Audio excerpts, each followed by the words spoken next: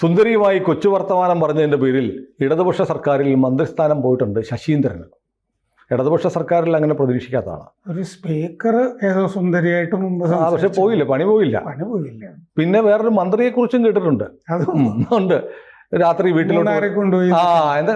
അതൊന്ന് അത് കൂടാതെ വേറൊരാൾ ഞാൻ അങ്ങോട്ട് വരട്ടെ എന്നൊക്കെ വിളിക്കുന്ന അതൊക്കെ ഉണ്ട്, വോയിസ് ക്ലിപ്പ് വന്നിട്ടുണ്ട്. ഇതൊന്നുമല്ല, ഒരു മന്ത്രിക്ക് പണി പോയി. നമ്മൾ പരദൂഷണം പറയാനിരിക്കുകയല്ല, വളരെ പ്രധാനപ്പെട്ട ഒരു കാര്യമാണ്. പക്ഷേ മറ്റൊരു സുന്ദരി കാരണം കേരളത്തിൻ്റെ പ്രതിച്ഛായ വല്ലാതെ മോശമാവുകയാണ്.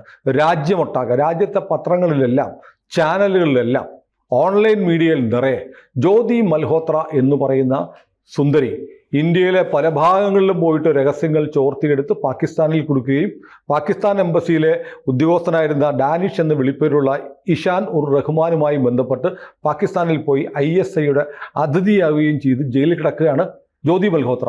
ഈ ജ്യോതി മൽഹോത്രയെ പാകിസ്ഥാൻ കൊണ്ടുപോയതുപോലെ താമസം, യാത്ര, ഭക്ഷണം കൂടാതെ പണവും കൊടുത്ത് സ്വീകരിച്ചത് കേരള സർക്കാരാണ്. കേരളത്തിൻ്റെ സർക്കാരിൻ്റെ കീഴിലുള്ള ടൂറിസം വകുപ്പാണ്. അതിൻ്റെ മന്ത്രി മുഹമ്മദ് റിയാസാണ്. സംഗതി ഗൗരവമാണ്. നമ്മൾ ഈ പറയുന്ന പോലെ റിയാസ് പറഞ്ഞു, എൻ്റെ ജനങ്ങൾക്കറിയാം ഇതൊന്നും ഏക്കത്തില്ല, ഞങ്ങൾ അറിഞ്ഞുകൊണ്ട് ചെയ്തു, അങ്ങനെ ചെയ്യത്തുന്നില്ല. ശരിയാണ്, മന്ത്രി അറിഞ്ഞുകൊണ്ട് ചെയ്തു എന്ന് നമുക്കും ആക്ഷേപമില്ല. ഞാൻ അങ്ങനെ കരുതുന്നില്ല, റിയാസ് അങ്ങനെ ചെയ്യുന്ന ആളല്ല.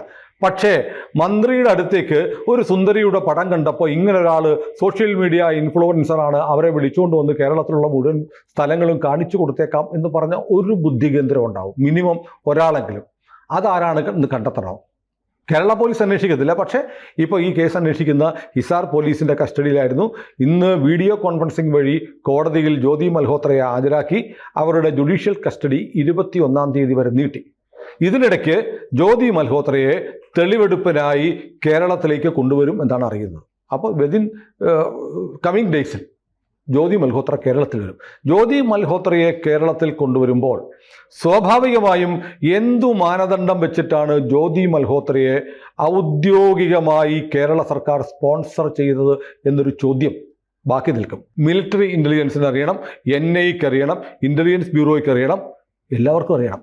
അപ്പോൾ ഈ ചോദ്യം ചെയ്യലിൽ അല്ലെങ്കിൽ വിവരശേഖരണം, കുറച്ചുകൂടെ ആർക്കും വിഷമം ഉണ്ടാവാതിരിക്കാൻ പറയാം, വിവരം ശേഖരിക്കാൻ വേണ്ടി സർക്കാരിൻ്റെ രഹസ്യാന്വേഷണ ഏജൻസികൾ ഇപ്പോൾ തന്നെ ചിലരെ കണ്ടിട്ടുണ്ടാവാം, നമ്മളറിയാത്തതാവാം. കേരളത്തിൽ നിന്ന് IBയുടെ റിപ്പോർട്ട് പോയിട്ടുണ്ടാവാം. അപ്പോൾ വളരെ ഗൗരവമുള്ള കാര്യമാണ് ഇത്. പക്ഷേ ചാനലിലൊന്നും ചർച്ചയാവുന്നില്ല, പത്രങ്ങളിൽ വലിയ വാർത്തയാവുന്നു. ഇന്ന് മനോരമയൊക്കെ 1-ാം പേജിൽ കൊടുത്തിട്ടുണ്ട്. റിയാസ് കുടുങ്ങുമോ? ഈ ജ്യോതി മൽഹോത്രയെ പറ്റി ആദ്യം വീഡിയോ ചെയ്തത് നമ്മളാണ് ABC-യിൽ. ഈ സംഭവം ഉണ്ടായപ്പോൾ തന്നെ, കാരണം ഇതിന് വലിയ വ്യാപ്തി ഉണ്ടെന്നുള്ളത് വളരെ വ്യക്തമായിരുന്നു. ഇത് പഞ്ചാബിലെ ഒരു പ്രത്യേക ഗ്രാമത്തിൽ നിന്നുള്ള ആളുകളാണ് 6 പേര് അറസ്റ്റിലായിരിക്കുന്നത്. അതിലുള്ള ഒരാളാണ് ജ്യോതി മൽഹോത്ര. 2 വിധവകൾ, മെയ് 16-നാണ് അവർ അറസ്റ്റ് ചെയ്തത്. അതെ, 2 വിധവകളുണ്ട് അതിൻ്റെ അകത്ത്. അപ്പോൾ ഈ പാകിസ്ഥാൻ എംബസിയിൽ ഡാനിഷ് എന്ന് പറഞ്ഞ ആളുമായിട്ട് ഇവർ നിരന്തരം ഇവരെല്ലാവരും അയാളുമായിട്ടാണ് ബന്ധപ്പെട്ടുകൊണ്ടിരുന്നത്. എന്ന് പറഞ്ഞാൽ ഈ ഡാനിഷ്, ആ റഹ്മാന്, ഇതായിരുന്നു അയാളെ ഏൽപ്പിച്ചിരുന്ന ദൗത്യം. പാകിസ്ഥാനിൽ തന്നെ നമ്മുടെ ഇസ്ലാമാബാദിലെ ഇന്ത്യൻ എംബസിയിൽ ജോലി ചെയ്തിരുന്ന ഒരു IFS ഉദ്യോഗസ്ഥ തടവിലായിരുന്നു കുറെ കാലം. അടുത്തിടെയാണ് അവരുടെ കേസിൽ വിധി വന്നത്. സാധാരണ ലവ് ജിഹാദ് എന്ന് പറയുന്നത് ഒരു മുസ്ലിം പുരുഷൻ ഒരു ഹിന്ദു സ്ത്രീ എന്നുള്ള മട്ടിലാണല്ലോ. ഇതങ്ങനെയല്ല. ഈ ലവ് ജിഹാദ് ആ IFS ഉദ്യോഗസ്ഥയെ ISIയിലെ ഒരു ഉദ്യോഗസ്ഥൻ വശീകരിച്ചു. അങ്ങനത്തെ ലവ് ജിഹാദ് ഉണ്ടായി. അവർക്ക് 50-53 വയസ്സൊക്കെ ഉണ്ടായിരുന്നു. ഞാൻ കല്യാണം കഴിച്ചോളാം എന്ന് പറഞ്ഞിട്ടൊരു 30-32 വയസ്സുള്ള ISI ചാരൻ അവരുമായിട്ട് ബന്ധപ്പെട്ട്, അപ്പോൾ ഇത് പിന്നീട് നമ്മൾ കണ്ടുപിടിച്ചു. IFSലാണല്ലോ ഇവർ പലതും വിവരങ്ങൾ അങ്ങോട്ട് കൊടുക്കുന്നു എന്നൊക്കെ പറഞ്ഞിട്ട്, എന്നിട്ട് അവർ ഡൽഹിയിലേക്ക് ട്രാൻസ്ഫർ ചെയ്ത് ആണ് അറസ്റ്റ് ചെയ്യുന്നത്. അപ്പോൾ ISIയുടെ അകത്ത് ഇങ്ങനൊരു സംവിധാനം ഉണ്ട്. ഇന്ത്യക്കാരായ ആളുകളെ കൊടുക്കാനും ഉപയോഗിക്കാനും പൈസ കൊടുക്കാനും. ഈ IFSൽ നിന്ന് തന്നെ ഒരു സ്ത്രീയെ കിട്ടുന്നു എന്ന് പറയുമ്പോൾ പിന്നെ ജ്യോതി മൽഹോത്രയൊക്കെ ഒരു സ്ത്രീയല്ല, 53 വയസ്സുള്ള സ്ത്രീ, 53 അത്യാവശ്യം പക്വതയും പാകതയും ഒക്കെ ഉള്ള സ്ത്രീ. എംബസിയിൽ പ്രധാനപ്പെട്ട പോസ്റ്റില് അവരോധിച്ചിരുന്നതാണ് അവർ. 33 വയസ്സുള്ള ചക്കരെ കണ്ടപ്പോൾ പുള്ളിക്കാരിയുടെ പക്വതയും പാകതയൊക്കെ ഒലിച്ചു. അതെ, നമുക്ക് പുതിയൊരു ഭാവി ഉണ്ടാവുന്നു, ജീവിതം ഒരുത്തൻ തരാം എന്ന് പറയുന്നു എന്നൊക്കെ ധരിച്ച് വശമായി അവര്. അപ്പോഴാണ് ഈ ജ്യോതി മൽഹോത്രയെ പറ്റിയിട്ടുള്ള ഇതിൻ്റെ അകത്ത് ദുരൂഹതയുണ്ട്. സാധാരണഗതിയിൽ വളരെ അറിയപ്പെടുന്ന ഒരു ഇൻഫ്ലുവൻസറാണ്, അവരെ ഞാൻ കൊണ്ടുവന്നു എന്നാണ് റിയാസ് ഇപ്പോൾ പറയുന്നത്. അങ്ങനെയാണെങ്കിൽ ആ മറ്റേ ജർമ്മനിയിൽ നിന്ന് വീഡിയോ ചെയ്യുന്ന ഒരുത്തനില്ലേ, അവനും വളരെ അറിയപ്പെടുന്ന ധ്രുവറാട്ടി, അത് വേണം കൊണ്ടുവരും. അതാണ്. അപ്പോൾ വലിയ അറിയപ്പെടുന്ന ആളുകൾക്കൊക്കെ ഇത്തരം പശ്ചാത്തലങ്ങളും ഒക്കെ കാണും. പക്ഷേ നേരത്തെ പറഞ്ഞ പോലെ ഇവര് ഈ ടൂറിസം വകുപ്പ് ഈ അവസാനം ഇവിടെ കൊണ്ടുവന്നപ്പോൾ കണ്ണൂരും ഒക്കെ അവർ തെയ്യമൊക്കെ കാണാൻ പോയല്ലോ, ഏഴിമല നാവികക്കടലിന്റെ അടുത്ത്. അതിനു മുമ്പ് അവരിവിടെ വന്നിട്ടുണ്ട് 2023 കേരളത്തില്. അപ്പോഴോ അന്നാരാണ് സ്പോൺസർ ചെയ്തത്? അന്നാര് സ്പോൺസർ ചെയ്തു? അപ്പൊ രസകരമായ ഒരു കാര്യം, ഈ വിവരം പുറത്തു വന്നത് വിവരാവകാശ പ്രവർത്തകനായ ഒരാൾ, പേരിപ്പോ പറയുന്നില്ല, അദ്ദേഹം കൊടുത്ത വിവരാവകാശ രേഖ പ്രകാരമാണ്. ആ വിവരാവകാശ രേഖയിലും ഒരു പ്രശ്നമുണ്ട്. ഇവർക്ക് എത്ര പണം കൊടുത്തു എന്നുള്ളത് അതിൻ്റെ അകത്ത് പറഞ്ഞിട്ടില്ല. അതെ. അപ്പോ മറച്ചു വെക്കാൻ എന്തൊക്കെയുണ്ട്, അത് എത്ര ചെറിയ തുകയൊന്നും ആയിരിക്കും, വലിയ തുകയാണ്. അതെ. കാരണം അതിൻ്റെ അകത്തുള്ള കട്ട് ഒക്കെ ഇല്ലേ, അതുമൊക്കെ പിടിക്കാവുന്ന വിധത്തിലുള്ള അറേഞ്ച്മെന്റ് ആയിരിക്കും എന്ന് വേണം കരുതാൻ. അല്ലെങ്കിൽ ഇങ്ങനെ ഇവരെന്ത് സർവീസാണ് ചെയ്തത്? സത്യത്തിൽ സർവീസ് ടൂറിസം വകുപ്പ് കൊണ്ടുവന്നുകൊണ്ട് ഇവർ ഇൻസ്റ്റാഗ്രാമിലൊക്കെ പോസ്റ്റ് ചെയ്ത വീഡിയോകളിലൊക്കെ നിന്നാണ് നമ്മളിവർ കേരളത്തിൽ വന്നിട്ടുണ്ട് എന്നുള്ളത് മനസ്സിലാകുന്നത്. അതെ. ഈ തെയ്യം സ്ഥലത്തും ഏഴിമല സ്ഥലത്തും ഒക്കെ വന്നത് നമ്മളാണ് പറഞ്ഞത്. കാരണം ഈ വീഡിയോകളിൽ ഈ സ്ഥലങ്ങളൊക്കെ ഉണ്ടായിരുന്നു. കൊച്ചി, മൂന്നാർ, ആലപ്പുഴ, നമ്മുടെ സിനഗോഗ്, മട്ടാഞ്ചേരി സിനഗോഗ്, ഇവിടുത്തെ മാളുകൾ, പ്രധാനപ്പെട്ട ഷോപ്പിംഗ് മാളുകളിൽ പോയിട്ടുണ്ട്. തന്ത്രപ്രധാനമായ സ്ഥലങ്ങൾ അതിൻ്റെ അകത്തുണ്ട്. അതാണ് ഈ ഏഴിമലയിലെ നാവിക അക്കാദമി എന്നൊക്കെ പറയാനുള്ള കാര്യം. ഇവര് സ്ഥിരമായിട്ട് പോയിക്കൊണ്ടിരുന്ന ഇവര് കേരളത്തിൽ വന്ന ശേഷം എവിടെയാണ് പോയത്? ഇവര് പഹൽഗാമിലാണ് പോയത്. എന്നിട്ട് പഹൽഗാമിന്റെ ചിത്രങ്ങൾ എടുത്ത് പാകിസ്ഥാനെ അയച്ചു കൊടുത്തു.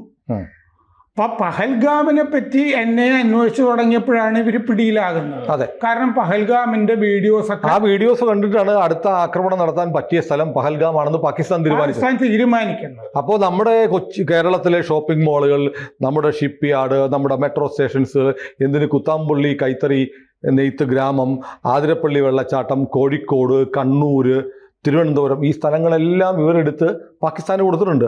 പാകിസ്ഥാന് സൂക്ഷിച്ചു വെച്ചിരിക്കുകയാണ്, ഫയലുണ്ടാക്കി വെച്ചിരിക്കുകയാണ്. അതിൽ നിന്ന് തിരഞ്ഞെടുത്തിട്ട് ആ സ്ഥലങ്ങളിൽ ആക്രമണം നടത്താൻ ഭീകരന്മാരെ പറഞ്ഞു വിടും. ഇവര് ഈ അതിന് ഫണ്ട് കൊടുത്തത് കേരള സർക്കാർ. മറ്റേ അപ്പൊ ആരോ ചോദിക്കുന്ന കേട്ടു, ആ തിരുവനന്തപുരത്തിരിക്കുന്ന വിമാനത്തിന്റെ പടം വെച്ച് ടൂറിസം വർണ്ണം ചെയ്തല്ലോ, ഈ ജ്യോതി മൽഹോത്രയും വെച്ചും വർണ്ണം ചെയ്യാമായിരുന്നില്ലേ? കേരളത്തിന് ഇങ്ങനെയും ഒരു പേരുണ്ടായി ജ്യോതി മൽഹോത്ര വഴി, ഇവരുടെ ഒരു പടവും കൂടി വെച്ചിട്ട് ടൂറിസം വകുപ്പിന് ചെയ്യാമല്ലോ എന്ന് ചോദിച്ചിരുന്നു. ഇവര് ആദ്യം വരുമ്പോഴൊക്കെ സാധാരണഗതിയിൽ വരുന്നവരൊക്കെ കൊച്ചിയിൽ ഇറങ്ങുക, കൊച്ചിയിൽ തങ്ങുക, അങ്ങനെയാണല്ലോ.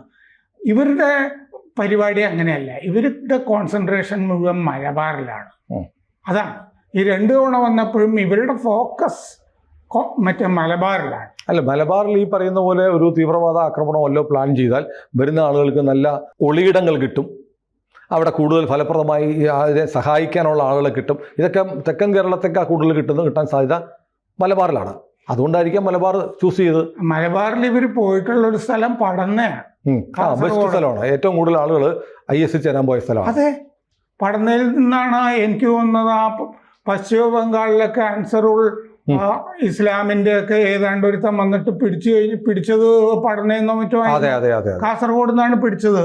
അപ്പോൾ ഒരുമാതിരി ഭീകരവാദവുമായി ബന്ധപ്പെട്ട ആളുകളൊക്കെ കേരളത്തിൽ വരുമ്പോൾ പോകുന്ന സ്ഥലങ്ങളിൽ തന്നെയാണ് ഇവർ പോയിരുന്നതും. അത് ശരിയാണ്. പക്ഷേ ഇതിന് ഞാനൊരു മറുവാദം പറയാം. കാരണം മുഹമ്മദ് റിയാസ് എന്ന് പറഞ്ഞാൽ ചെറുപ്പക്കാരനായ മന്ത്രിയാണ്. അദ്ദേഹത്തിന് വലിയ ഭാവിയുണ്ട്. CPM സംസ്ഥാന സെക്രട്ടേറിയറ്റ് അംഗമാണ്. ആദ്യ പ്രാവശ്യം സെക്രട്ടേറിയറ്റ് അംഗമായപ്പോൾ തന്നെ മന്ത്രിയാകാൻ പറ്റി. പിന്നെ കേരളത്തിലെ അതിശക്തനായ, ലോകത്തിലെ ഏറ്റവും ശക്തനായ കേരള കമ്മ്യൂണിസ്റ്റ് പാർട്ടിയുടെ നേതാവ്. കാരണം ലോകത്തിലെ കേരളത്തിൽ നിന്നുള്ള ലോകത്തിലെ ഏറ്റവും ശക്തനായ നേതാവ്, കേരളത്തിൽ നിന്നുള്ള ലോക കമ്മ്യൂണിസ്റ്റ് പ്രസ്ഥാനത്തിൽ നയിക്കുന്ന കേരളത്തിൽ നിന്നുള്ള നേതാക്കന്മാരിൽ ഒരാൾ, സംശയമില്ല. കാരണം ലോകത്ത് ഇപ്പോൾ അധികാരത്തിലുള്ള കമ്മ്യൂണിസ്റ്റുകാർ എത്ര പേരുണ്ട്? ഈ വിരലെണ്ണാനുണ്ടോ? ഇല്ല. അപ്പൊ പിണറായി ഉണ്ട്. അദ്ദേഹത്തിന്റെ മരുമകൻ എന്തൊക്കെ ഇരിക്കുന്ന എന്തൊക്കെ ഞാൻ കളിയാക്കി പറഞ്ഞല്ല, ഞാനും സീരിയസ് ആയിട്ട് പറഞ്ഞ ഭാവിയുള്ള ഒരാൾ ഇങ്ങനെ ഇന്നല്ലെങ്കിൽ നാളെ ചാരവൃത്തി നടത്തുന്ന ഒരാൾ പിടിക്കപ്പെട്ടേക്കാമെന്ന് അറിഞ്ഞിരിക്കെ അറിഞ്ഞുകൊണ്ട് ജ്യോതി മൽഹോത്രയെ സഹായിക്കത്തില്ല. റിയാസിന് ഇതിന് പങ്കുണ്ടാവുമെന്ന് ഞാൻ കരുതുന്നില്ല. പക്ഷെ റിയാസ് എങ്ങനെ അറിയാനാണ് ഇവർക്ക് പാകിസ്ഥാനുമായിട്ട് ബന്ധമുണ്ട് എന്നുള്ളത്? പക്ഷെ പാകിസ്ഥാനുമായിട്ട് ബന്ധമുള്ള ആളുകളുണ്ടല്ലോ, അവര് റിയാസിന് ഇത് വലിയ പുള്ളിയാണ് എന്നൊക്കെ എന്ന് പറഞ്ഞിട്ടുണ്ടാവാം. അത്രയല്ലേ ഉള്ളൂ. ഞാൻ പറയുന്നത് ഇപ്പം ഈ ആശുപത്രി കെട്ടിടം തകർന്നു വീണു. 45 വർഷം മുമ്പുണ്ടായ ആശുപത്രി കെട്ടിടം വീണ അന്ന് സ്കൂളിലോ കോളേജിലൊക്കെ പഠിക്കുമായിരിക്കും. ആ സമയത്തുള്ള ആശുപത്രി കെട്ടിടം തകർന്നതിന് വീണ രാജിവെക്കണം എന്ന് പറയുന്നത് പോലെ ടൂറിസം വകുപ്പിൽ ഏതോ ഒരാൾ കൊണ്ടുവന്ന ഒരാളെ പറഞ്ഞു അത് ടൂറിസം വകുപ്പിന്റെ കാര്യങ്ങൾ തീരുമാനിക്കാൻ ടൂറിസം വകുപ്പ് ഗവൺമെന്റ് സെക്രട്ടറി ഒക്കെ ഇല്ലേ? ഇത് ഈ കെട്ടിടം വീണത് കൊണ്ട് മാത്രമല്ല ഈ വീണ രാജിവെക്കണം എന്ന് പറയുന്നത്. അവര് കൊള്ളില്ലാത്ത മന്ത്രി. റിയാസിനെ കുറിച്ച് അങ്ങനെ ഇല്ലല്ലോ. റിയാസിനെ കുറിച്ച് കൊള്ളില്ലാത്ത മന്ത്രി എന്നുള്ള ആക്ഷേപം ഉണ്ടോ? അല്ല, റിയാസിനെ പറ്റി മറ്റേ ലോക കമ്മ്യൂണിസ്റ്റ് പ്രസ്ഥാനത്തിന്റെ നേതാവ് എന്താണ് പറഞ്ഞത്? ന്യൂയോർക്കിലെ റോഡുകൾ പോലെയാണ് കേരളത്തിലെ റോഡുകൾ ഇരിക്കുന്നത്. അങ്ങനെയാണെങ്കിൽ ഇവിടുത്തെ തന്നെ ആശുപത്രിയിൽ കടന്നാൽ പോരായിരുന്നോ എന്ന് ആളുകൾ ചോദിക്കുന്നുണ്ട്. സുഷമ സ്വരാജ്, എനിക്ക് അമേരിക്കയിൽ പോകണ്ട, എനിക്ക് AIMS പോയാൽ മതി. അത് മറ്റൊരു വിഷയമാണ്. ഞാൻ പറഞ്ഞു വന്നതല്ലേ സാർ, ടൂറിസം വകുപ്പിന്റെ ഡയറക്ടറോ അല്ലെങ്കിൽ ടൂറിസം വകുപ്പ് സെക്രട്ടറിയോ ആരെങ്കിലും എടുത്ത ഒരു തീരുമാനത്തിൻ്റെ പേരിൽ മന്ത്രി റിയാസിനെതിരെ ഇങ്ങനെ ചാരവൃത്തി ആക്ഷേപമൊക്കെ പറയുന്നത് ശരിയാണോ?